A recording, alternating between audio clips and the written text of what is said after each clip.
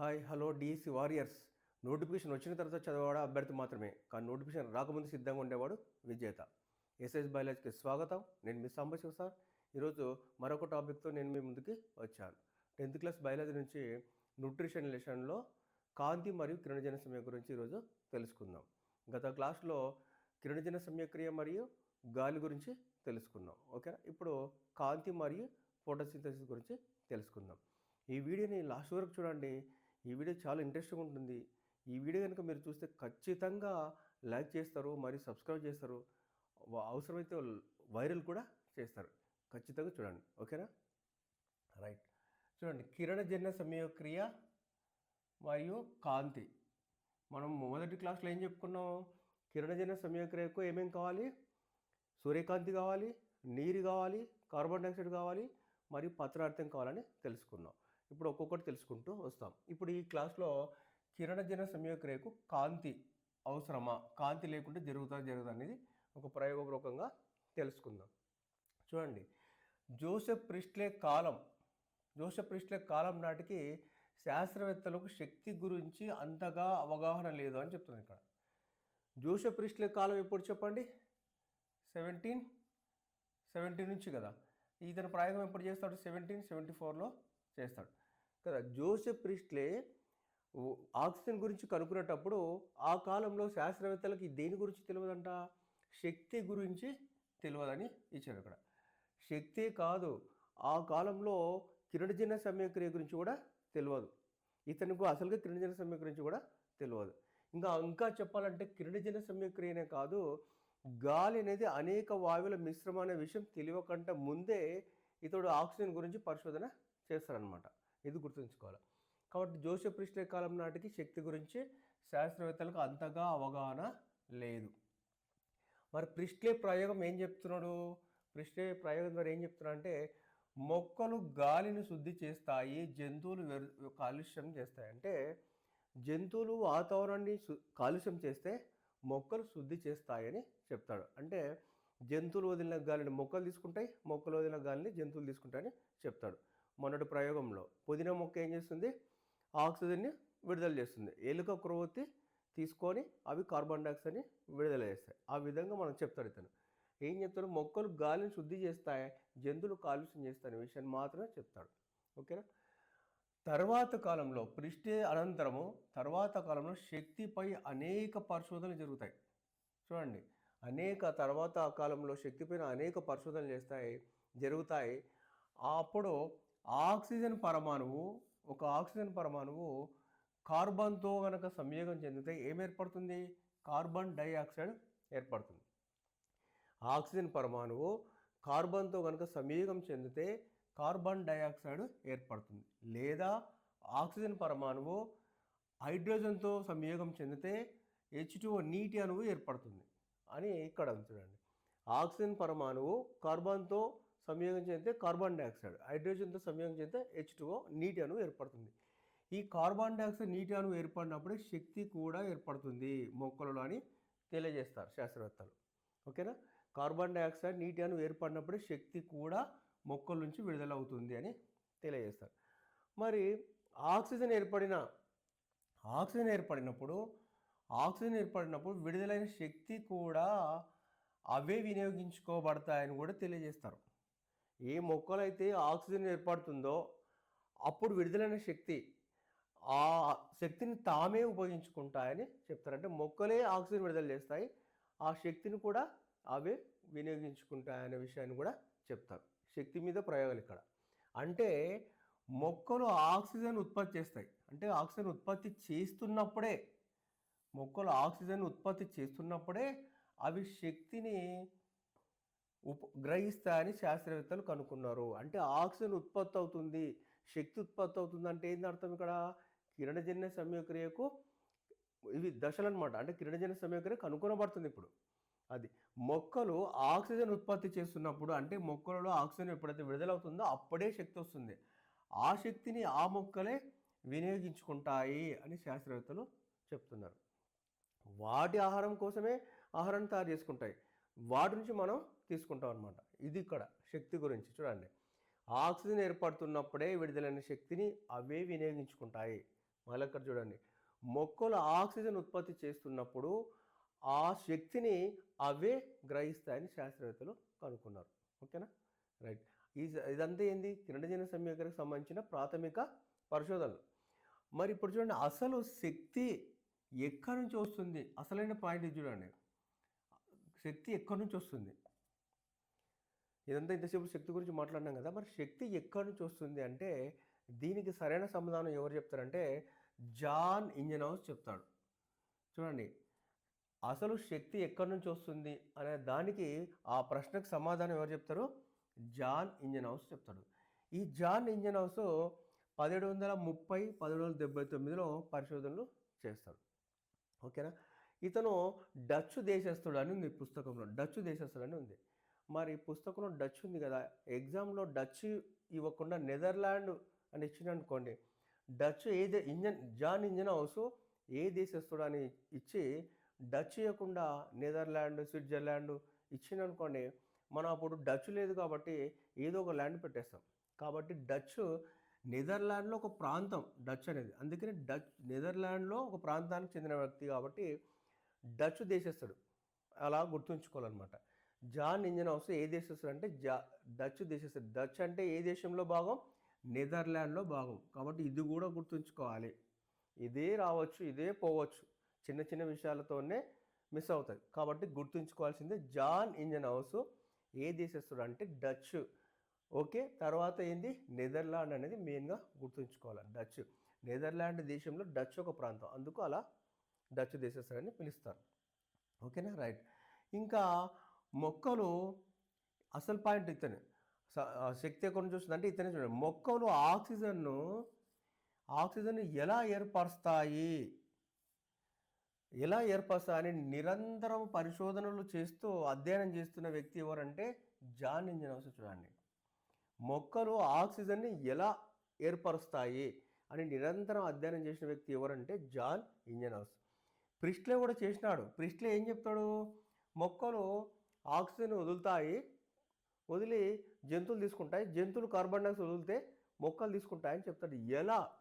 Oxygen ఎలా వదులుతాయి, ఏ process ద్వారా వదులుతాయి, ఎక్కడి నుంచి వెళ్తాయి, పత్రాల నుంచి వదులుతుందా, కాండం నుంచి, వేల నుంచి, ఏమీ చెప్పలే.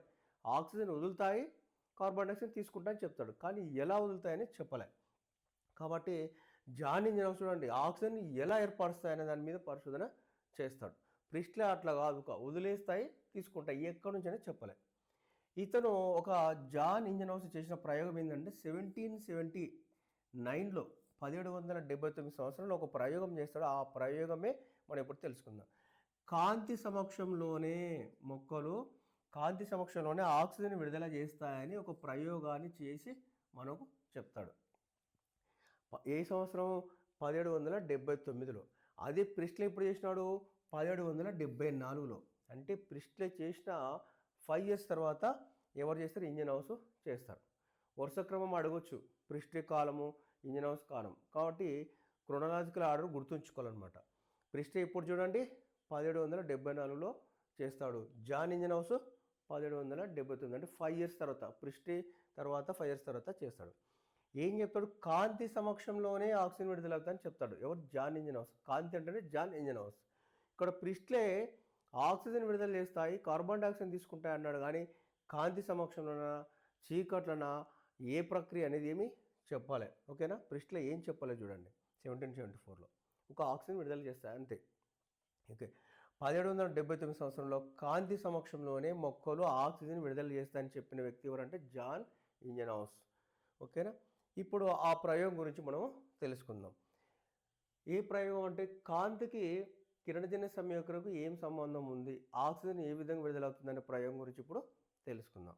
ఆ ప్రయోగానికి కావాల్సిన పరికరాలు, ఈ పరికరాలు కూడా గుర్తుంచుకోవాలి. ఒకసారి ఎగ్జామ్లో కాంతికి మరియు కిరణజన్య సంయోగకు జాన్ ఇంజనౌస్ చేసిన ప్రయోగంలో లేనిది ఉన్నది అని కూడా ఇస్తాడు. ఏ చిన్న విషయాన్ని గుర్తుంచుకోవాల్సిందే. ఓకేనా, చూడండి, ఆక్సిజన్ కాంతి సమక్షంలో ఆక్సిజన్ విడుదలవుతుందనే ప్రయోగంలో ఏమేమి వస్తువులను వాడతారు చూడండి. బీకర్లు రెండే ఉండవు. ఎందుకు అంటే 2 ప్రయోగాలు చేయాలి మనం అక్కడ. బీకర్లు ఎన్ని? 2. గరాట్లు ఎన్ని? 2. పరీక్ష నాలుకలు 2. హైడ్రిల్లా మొక్కలు 2 అక్కడ ఇవ్వాలి కానీ 2 చూడండి. ఎందుకంటే 2 ప్రయోజనాలు రెండిట్లలో దాంట్లో మొక్క దీంట్లో మొక్క వేస్తాం. నీరు, ఇంకా నీరు అంటే ఒకటే. ఏమేమి చూడండి, బీకర్లు 2, గరాట్లు 2, పరీక్ష నలకలు 2, హైడ్రిల్ల మొక్కలు 2, నీరు తీసుకోవాలి. ఇంకా నల్ల కాగితం ఒకటే తీసుకోవాలి. ఇది అడగవచ్చు, హైడ్రిల్ల మొక్క ప్రయోగంలో నల్ల కాగితాలు ఎన్ని? ఒక్కటే. ఎందుకంటే ఒకదానికి మూస్తాం, ఒకదానికి మొయ్యం అనమాట. నల్ల కాగితం 1, నీటితో నిండిన బకెట్లు 2. అంటే మనం ఈ ప్రయోగాన్ని అంతా బకెట్లోనే చేస్తాం కాబట్టి 2 బకెట్లు తీసుకోవాలి. నీటితో నిండిన బకెట్లు 2, ఒక అగరబత్తి, ఒక అగ్గిపెట్ట, ఇవి కూడా తీసుకోవాలి. మొత్తం ఎన్ని చూడండి, 9. కాంతి సమక్షంలోనే ఆక్సిజన్ విడుదల అనే ప్రయోగంలో ఏమేమి వాడతారు? 9 చూడండి. బీకర్లు 2, గరాట్లు 2, పరీక్ష నలకలు 2, హైడ్రిల్ల మొక్కలు 2, నీరు, నల్ల కాగితం 1, నీటితో నిండిన బకెట్లు 2, అగరబత్తి 1, అగ్గిపెట్ట 1. ఓకేనా, గుర్తుంచుకోవాలి. ఇప్పుడు ప్రయోగ విధానం చూడండి. ఇది బీకర్. ఓకేనా, ఇట్లా 2 బీకర్లు తీసుకోవాలా. ఒక బీకరు 2 బీకర్లు తీసుకోవాలా. 2 బీకర్లలో 2 హైడ్రిల్ల మొక్కలు తీసుకోవాలి. చూడండి, ఇది మనం ప్రయోగం చెప్పేది కాబట్టి మంచిగా చేసినా అది మామూలుగా చేసినాం, దాంతో మనకు పని లేదు కాబట్టి. ఓకేనా, చూడండి 2 బీకర్లు తీసుకున్నాం. 2 బీకర్లో 2 హైడ్రిల్ల మొక్కలు తీసుకున్నాం. 2 గరాట్లు తలకిందులుగా పెట్టి హైడ్రిల్ల మొక్కను అందులో ఉంచినాం. 2 పరీక్ష నలకలు కూడా తలకిందులుగా బోర్లించినాం. ఓకేనా, 2 ప్రయోగాలను తీసుకోవాలి. ఓకే, ఇప్పుడు చూడండి, తీసుకొని ఒక ప్రయోగాన్ని కంప్లీట్గా మూసేయాలి, నల్లటి కాగితంతో మూసేయాలి. ఓకేనా, ఫస్ట్ ప్రయోగంలో ఫస్ట్ ఏం తీసుకోవాలి, ప్రయోగ విధానంలో ఏమేమి తీసుకోవాలి, వరుస క్రమం కూడా గుర్తుంచుకోవాలి. ఓకేనా, ఫస్ట్ ఏం తీసుకోవాలా, బీకర్ తీసుకోవాలి. ఎన్ని బీకర్లు? 2. ఇక్కడో బీకర్, అక్కడో బీకర్ తీసుకోవాలి. మొదటగా ఏం తీసుకోవాలి, బీకర్ తీసుకోవాలి. బీకర్ తీసుకున్న తర్వాత ఏం చేయాలి, దాంట్లో నీరు నింపాలి. ఎక్కడ దాకా? బీకర్కి ఒక 90% నిండేటట్టు ఉండాలి. మరీ 100% కాకుండా 90% ఉండేటట్టు నీరు నింపాలి. ఫస్ట్ బీకర్ తీసుకోవాలి, దాని తర్వాత ఏం తీసుకోవాలి, నీరు తీసుకోవాలి. చూడండి, 90% నీరు బీకర్లో ఉండాలి. ఓకే, నీరు తీసుకోవాలి. బీకరు తర్వాత నీరు తీసుకోవాలి. తీసుకున్నాక ఏం తీసుకోవాలి, హైడ్రిల్ల మొక్క తీసుకోవాలి. ఇక్కడ ఒక హైడ్రిల్ల మొక్క, అక్కడ ఒక హైడ్రిల్ల మొక్క తీసుకోవాలి. ఓకేనా, బీకరు, నీరు అంతా హైడ్రిల్ల మొక్క తీసుకొని దానిపైన గరాడు, చూడండి, గరాడుని బోర్లించాలి, అంటే తిప్పివేయాలి. గరాడుని హైడ్రిల్ల మొక్క పైన తిప్పి ఉంచాలి, తిరగబడినట్టు ఉంచాలి. ఉంచి ఈ గరాడు పైన పరీక్ష నాలుగును, నీటితో నిండిన పరీక్ష నాలుగును బోర్లించాలి. ఆ పరీక్ష నాలుగులో నీరు నిండగా ఉండాలి. చూడండి, ఇది గమనించాలి, మీరు ఇది అంతా అబ్జర్వ్ చేస్తలేరు. తీసుకున్న పరీక్ష నాలుగులో నీరు నిండగా ఉండాలి. చూడండి, ఎక్కడ దాకా? ఇక్కడ దాకా నీరు ఉండాలి, సగం దాకా కాదు, నిండగా ఉండాలి. ఫస్ట్ ఇది అబ్జర్వ్ చేయాలి మనం. పరీక్ష నాలుగు నిండగా నీరు ఉండాలి. రెండిట్లో అలాగే సేమ్ టు సేమ్ తీసుకోవాలి. ఓకేనా, అర్థమైంది కదా. ఫస్ట్ ఏం తీసుకోవాలి, బీకర్లో ఒక 90% నీరు, తర్వాత హైడ్రిల్ల మొక్క తీసుకోవాలి, ఒక తాజా హైడ్రిల్ల మొక్క తీసుకున్నాక దానిపైన ఒక గరాడును బోర్లించాలి. గరాడు పైన ఒక నీటితో నిండిన పరీక్ష నాలుగును బోర్లించాలి, నిండగా ఉన్న పరీక్ష నాలుగు బోర్లించాలి. ఇలా సేమ్ టు సేమ్, ఇది అది సేమ్ టు సేమ్ 2 ప్రయోగాలు తీసుకోవాలి. తీసుకొని ఇది ఏ అనుకుంటే ఇది బి. చూడండి, ఇది ఏ ప్రయోగం, ఇది బి ప్రయోగం. ఏ ప్రయోగాన్ని కాంతిలో ఉంచాలి, బి ప్రయోగాన్ని నల్లటి కాగితం కప్పి నీడలో ఉంచాలి. గుర్తుంచుకోవాలి, ఏ ప్రయోగాన్ని కాంతిలో ఓపెన్ అంటే ఎండలో ఉంచాలి, బి ప్రయోగాన్ని నల్లటి కాగితాన్ని కప్పి నీడలో ఉంచాలి. ఇది గుర్తుంచుకోవాలి. నల్లటి కాగితాన్ని కప్పినాం, మొత్తం చుట్టూరుగా కూడా కప్పినాం, దానికి ఎలాంటి కాంతి సోకకుండా నల్లటి కాగితాన్ని కప్పి మనం నీడలో ఉంచాలి. ఓకేనా, ఇది వెలుతురులో, అది నీడలో ఉంచాలి. ఉంచి కొన్ని గంటల తర్వాత మనం పరిశీలన చేయాలి. ఫస్ట్ ఏం చేద్దామంటే కాంతిలో ఉంచిన దాన్ని చేద్దాం. ఓకేనా, కొన్ని గంటల తర్వాత చూస్తే చూడండి, హైడ్రిల్లా మొక్కకు కాంతి సోకుతుంది. సూర్యకాంతి సమక్షంలో ఉంచినాం కదా, హైడ్రిల్లా మొక్క కాంతి సోకడం వల్ల హైడ్రిల్లా మొక్కలో పత్రాలలో ఏముంది, పత్రహరితం ఉంది.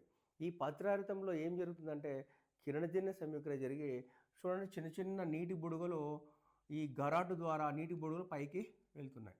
పరీక్షణాల ద్వారా పైకి వెళ్తూ చూడండి, ఇక్కడ గాలి బుడగలు పైకి వెళ్ళగొద్దికి నీటి మట్టం చూడండి తగ్గుతూ ఉంది. గాలి బుడగలు పెరుగుతున్నాయి, నీటి మట్టం తగ్గుతుంది. చూడండి, ఇలా బుడగలు మనకు క్లియర్గా కనిపిస్తున్నాయి. ఒక్కొక్కటి బుడగలు వస్తున్నాయి. పైకి వెళ్ళకొద్ది ఆక్సిజన్ నిండుతుంది, నీటి మట్టం ఏమవుతుంది, తగ్గుతుంది. చూడండి, కొన్ని గంటల తర్వాత పరిశీలన చేస్తే పరీక్ష నాళిక యొక్క పైభాగంలో ఏమొస్తుంది, హైడ్రిల్లా మొక్క కిరణజన సమీకరణ ద్వారా విడుదల చేసిన ఆక్సిజన్ వస్తుంది. వచ్చి పైభాగం అంతా ఆక్సిజన్ ఆక్యుపై చేస్తుంది. అప్పుడు ఆ నీటి మట్టం, పరీక్షలో నీటి మట్టం ఏమవుతుంది, నీటి మట్టం తగ్గుతుంది. చూడండి, పరీక్ష నాళికలో నీటి మట్టం రాను తగ్గుతుంది. ఎందుకు అంటే ఆ ప్లేస్లో ఆక్సిజన్ బుడగలు వస్తుంది. ఇక్కడ హైడ్రిల్లా మొక్క ఆక్సిజన్ బుడగలను విడుదల చేస్తుంది. కాబట్టి ఆక్సిజన్ పైకి వచ్చే కొద్దికి ఆ ప్లేస్లో ఉన్నటువంటి నీరు ఏమవుతుంది, పరీక్ష నాళిక నీరు తగ్గుతుంది. పరీక్ష నాళికలో నీరు తగ్గుతూ ఉంటే మరి ఆక్సిజన్ ఏమవుతుంది, ఆక్సిజన్ పెరుగుతూ ఉంది. చూడండి, పరీక్ష నాళికలో ఆక్సిజన్ పెరుగుతూ ఉంది, గుర్తుంచుకోవాలి. పరీక్ష నాళికలో నీటి మట్టం తగ్గడానికి కారణం ఏంటంటే ఆక్సిజన్ బుడగలు పెరగడం. కాబట్టి పరీక్ష నాళికలో నీటి మట్టం తగ్గుతుంది, పరీక్ష నాళికలో ఆక్సిజన్ మట్టం పెరుగుతుంది, గుర్తుంచుకోవాలి. మరి పరీక్ష నాళికలో నీటి మట్టం తగ్గుతుందంటే మరి ఆ నీరు ఎక్కడికి వెళ్తుందంటే చూడండి, బీకర్లో నీటి మట్టం పెరుగుతుంది. ఎగ్జామ్లో ఇలా వేయచ్చు, హైడ్రిల్లా ప్రయోగంలో నీటి మట్టం దీనిలో పెరుగుతుంది అంటే బీకర్లో పెరుగుతుంది, పరీక్ష నాళికలో పెరుగుతుంది అని ఇవ్వచ్చు. మనం ఏం గుర్తుంచుకోవాలి, పరీక్ష నాళికలో నీటి మట్టం తగ్గుతుంది, బీకర్లో నీటి మట్టం పెరుగుతుంది, పరీక్ష నాళికల్లో ఆక్సిజన్ స్థాయి పెరుగుతుంది, అది గుర్తుంచుకోవాలి. ఈ విధంగా కాంతి సమక్షంలో పెట్టినప్పుడు హైడ్రిల్లా మొక్క కిరణజన సమీకరణ జరిపి నీటి బుడగల రూపంలో బయటికి పంపిస్తుంది. ఇలా పంపిస్తుంది కదా, అలా పంపించే కొద్దికి ఆక్సిజన్ అంతా పైన స్టోరేజ్ అవుతూ వస్తుంది అనమాట. ఇప్పుడు రెండో ప్రయోగాన్ని చూస్తే ఇక్కడ హైడ్రిల్లా మొక్క కిరణజన సమీకరణ జరపలేదు, ఎందుకంటే కాంతి లేదు కాబట్టి నీటి బుడగలు రాలేదు. పైన నీటి మట్టం మనం ఎక్కడ దాకా తీసుకున్నామో అక్కడ దాకా అలాగే ఉంది, 100% నీరు ఉంది, నీటి మట్టం కొద్ది కూడా తగ్గలే. అట్లాగే బీకర్లో నీటి మట్టం కూడా ఏమాత్రం మార్పులు జరగలే. అంటే ఇక్కడ దీనికి సేమ్ టు సేమ్, కానీ దీనికి కాంతి అందేటట్టు చూసినాం, దీనికి కాంతిని అందనట్టు చూసినాం, అదనమాట. కాబట్టి కాంతి సమక్షంలోనే కిరణజన్య సమీకరణ జరుగుతుంది, కాంతి సమక్షంలోనే ఆక్సిజన్ విడుదలవుతుంది అని తెలుసుకుంటాం. ఓకే, ఇప్పుడు మరి ఇది ఆక్సిజన్ అయినా కాదా అని ఎలా తెలుసుకోవాలంటే చూడండి, ఇది గరాడ్ని తీసి పరీక్ష నాళికని జాగ్రత్తగా తీసి మనం పరీక్ష నాళికని ఇక్కడ చూడండి ఇలా పెట్టి చూసి దానిపైన వెలుగుతున్న అగ్గిపుల్లని కానీ వెలుగుతున్న అగరబత్తిని కానీ ఉంచినట్లయితే అవి మరింతగా కాంతివంతంగా వెలుగుతున్నాయి. అంటే ఆక్సిజన్ అయితేనే కదా మంటని ఇంకా మరింతగా పెంచేది. కాబట్టి ఆక్సిజన్కి దహనం చేసే శక్తి ఎక్కువ ఉంటుంది, ఇంక ఏ వాయువుకి ఉండదు. కాబట్టి వెలుగుతున్న అగ్గిపుల్లని ఇక్కడ ఉంచినప్పుడు అది మరింతగా కాంతివంతంగా వెలుగుతుందంటే అక్కడ వచ్చిన వాయువు ఏది, ఆక్సిజన్ అని మనం గుర్తించవచ్చు. అట్లాగే అగరబత్తి ఉంచితే కూడా అక్కడికి వెళ్ళని ఇంకా మరింత కాంతిగా మండుతుంది అనమాట. కాబట్టి ఇది వెలువడిన వాయువు ఆక్సిజన్ అని మనం గుర్తించుకోవచ్చు. ఓకేనా. ఇంజిన్ హౌస్ చేసిన ప్రయోగంలో మనం 3 విషయాలు తెలుసుకుంటాం. చూడండి, కాంతి సమక్షంలోనే ఆక్సిజన్ విడుదలవుతుంది. ఇక్కడ కాంతి లేదు కాబట్టి ఆక్సిజన్ విడుదల కాలేదు. మరి కిరణజన్య సమయక్రియలోనే ఆక్సిజన్ విడుదలవుతుంది. ఇక్కడ కిరణజన్య సమయక్రియ జరగలేదు, ఆక్సిజన్ విడుదల కాలేదు. మరి కిరణజన్య సమయక్రియ ఎక్కడ జరుగుతున్న విషయం కూడా తెలుసుకున్నాం. చూడండి, ఎక్కడ పత్రాల నుంచి నీటి బుడగలు వస్తున్నాయి, మనకు క్లియర్గా కనిపిస్తున్నాయి. కాండం నుంచి కాదు, పత్రాలలో ఏముంది, పత్రహరితం ఉంది. ఈ పత్రహరితంలో నుంచే నీటి బుడగలు వస్తున్నాయి. కాబట్టి ఈ హైడ్రిల్లా ప్రయోగంలో 3 విషయాలు తెలుసుకుంటాం. కాంతి సమక్షంలోనే ఆక్సిజన్ విడుదలవుతుంది, కాంతి సమక్షంలోనే కిరణజన్య సమయక్రియ జరుగుతుంది, కిరణజన్య సమయక్రియ ఎక్కడ జరుగుతుంది, పత్రహరితంలోనే జరుగుతుందనే విషయాలను మనము 3 విషయాలను ఈ ప్రయోగం ద్వారా తెలుసుకుంటాం. పత్రహరితంలో కదా క్లోరోఫిల్ ఎక్కువ ఉంటుంది, క్లోరోఫిల్ ఎక్కడ ఎక్కువ ఉంటే అక్కడ కిరణజన్య సమయక్రియ జరుగుతుంది, అక్కడి నుంచే ఆక్సిజన్ అణువులు వస్తాయన్నమాట. ఈ విధంగా ఈ హైడ్రిల్లా ప్రయోగం ద్వారా ఇవన్నీ మనం తెలుసుకుంటాం అన్నమాట. ఓకేనా.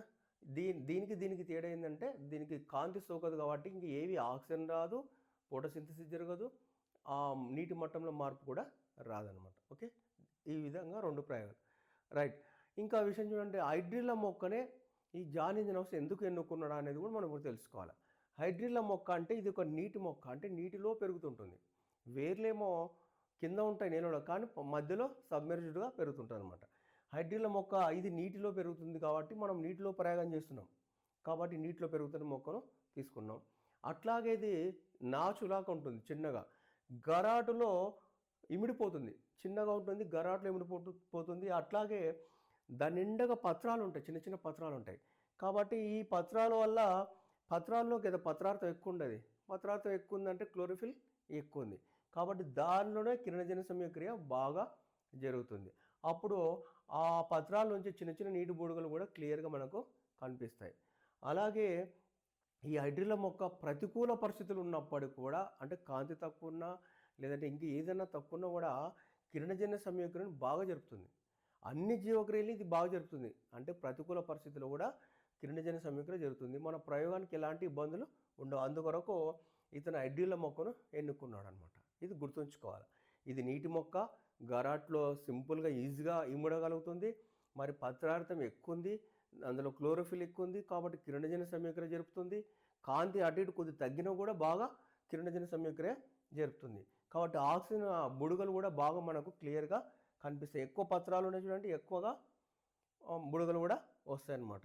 ఇది అందుకొరకు ఇది ప్రతికూల వాతావరణంలో కూడా కిరణజన్య సంయోగక్రియను సమర్థవంతంగా జరుపుతుంది. అందుకొరకు దీన్ని జాన్ ఇంజనౌస్ ఎన్నుకున్నాడు అనమాట. ఓకే, నాకు తెలిసి మీకు ఈ క్లాస్ చాలా క్లియర్గా అర్థమైందని అనుకుంటున్నా. మీరు ఖచ్చితంగా లైక్ చేస్తారు, సబ్స్క్రైబ్ చేస్తారు, వైరల్ కూడా చేస్తారని నేను నమ్ముతున్నా. ఓకేనా? ఈ వీడియో కనుక మీకు నచ్చితే లైక్ చేయండి మరియు షేర్ చేయండి. ఇలాంటి మరెన్నో ఇంట్రెస్టింగ్ క్లాసెస్ కొరకు నా ఎస్ఎస్ బయాలజీ ఛానల్ని సబ్స్క్రైబ్ చేయండి. ఓకేనా? ఇంకా అలాగే ప్రతి వీడియో వెనుక ఈ క్లాస్కు సంబంధించిన ఒక 5 MCQS మల్టిపుల్ చాయిస్ క్వశ్చన్లు ట్రెండింగ్ తగ్గట్టు, ప్రస్తుత టెట్ డిఎస్కి తగ్గట్టు ఇస్తున్నాను. ఆ 5టిని చదివి వాటికి కామెంట్ చేయండి. ఓకేనా? ఈ క్లాస్ని జాగ్రత్తగా మీరు లాస్ట్ వరకు చూసిన దానికి థ్యాంక్స్ ఫర్ వాచింగ్. మరి నెక్స్ట్ క్లాస్లో మరొక క్లాస్లో కలుద్దాం.